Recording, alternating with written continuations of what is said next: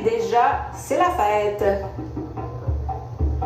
Oui, c'est le Festival Mosaïque, donc une 14e édition, mais deuxième année de suite qu'on le fait ici, donc devant la rivière Chocolat, devant la rivière Petit Kodiak.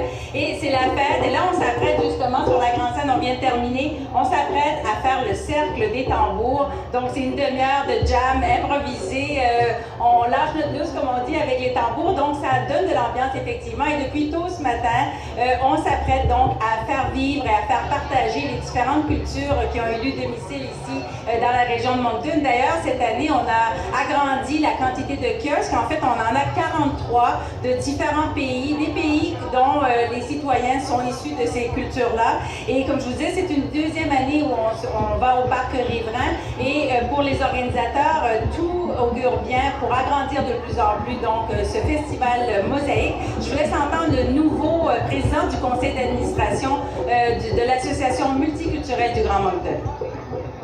Ce que nous allons voir ici dans les 2 prochains jours, c'est un mini tour du monde. En fait, on va faire le tour du monde, on va se promener sur chacun des continents, tout en restant ici dans le parc riverain. Alors ça, je pense que c'est la plus belle chose. On dit souvent que Moncton est une petite ville, mais c'est une ville qui grandit énormément.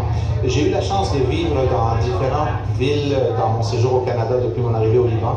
Et je peux vous dire que c'est à Moncton où je remarque le désir le plus ardent pour les gens locaux et les différentes communautés de se rejoindre. Quand on parle de multiculturalisme, on peut utiliser tous les mots du monde, mais une image vaut 1000 mots. Puis aujourd'hui et demain, ce qu'on va voir, c'est qu'on va écouter cette culture, on va la voir, on va la goûter, on va la sentir. Donc, c'est beaucoup mieux que juste en parler. Il y a effectivement beaucoup d'autres spectacles et beaucoup d'autres groupes qui viennent de différents pays. Mais je pense qu'au-delà de ces groupes-là aussi, ce qui va être intéressant de voir, c'est tous les spectacles que les associations locales vont aussi nous montrer avec les costumes de leur pays, avec les coutumes de leur pays. Et ça aussi, c'est aussi intéressant que les autres spectacles que nous allons voir.